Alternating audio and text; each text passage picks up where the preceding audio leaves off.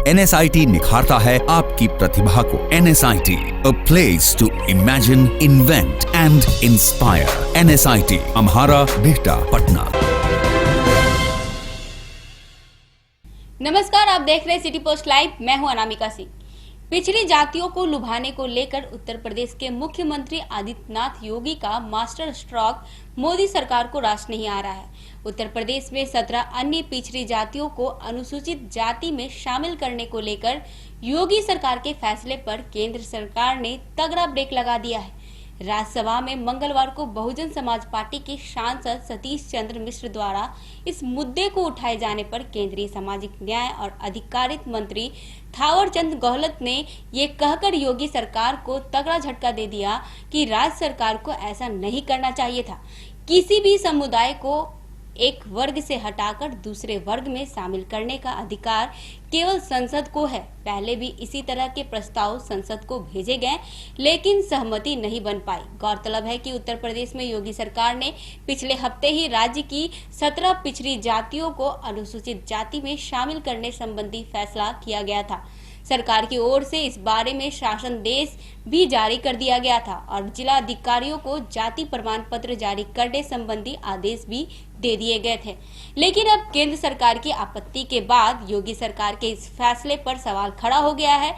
Bahujan Samaj party नेता मायावती तो इसे असंवैधानिक बता ही रही है, साथ ही केंद्रीय मंत्री थावरचंद गहलोत ने भी मायावती की आरोपों को जायज ठहरा दिया है। अब इस मामले में राज्य सरकार का कोई प्रतिनिधि या बीजेपी नेता कुछ भी कहने से बच रहे हैं। केंद्रीय मंत्री थावरचंद गहलोत का कहना है कि यदि यूपी सरकार इन जातियों को ओबीसी एससी में लाना चाहती है तो उसके लिए एक प्रक्रिया है। राज्य सरकार ऐसा कोई प्रस्ताव भेजेगी तो हम उस पर विचार करेंगे, लेकिन अभी जो आदेश जारी किया है वह संवैधानिक नहीं है। अब केंद्र सरकार की आपत्ति के बाद योगी सरकार द्वारा अपने इस फैसले को वापस लेने की संभावना बढ़ गई है।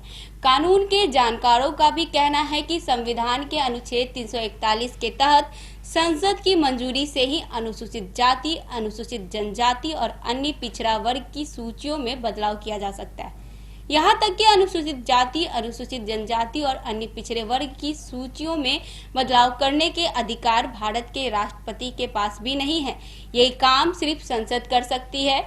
राज्य सरकार ने जिन 17 अन्य पिछड़े जातियों को अनुसूचित जाति में शामिल करने का फैसला किया था, उनमें से ज्यादातर की सामाजिक स्थिति दलितों जैसी ही है। दूसरी ओर संख्या के आधार पर देखें तो इन 17 अति पिछड़ी जातियों की आबादी कुल आबादी की लगभग 14% है। इन जातियों में निषाद, बिंद, मल्लाह, केवट, कश्यप, भर, धिविर, बाथम, मछुआरा, प्रजापति, राजभर, कहार, कुम्हार, मांझी, थुरा, गौर जैसी जातियां हैं। इन जातियों को अनुसूचित जाति का दर्जा देने संबंधी कोशिश पिछले काफी समय से चली आ रही है।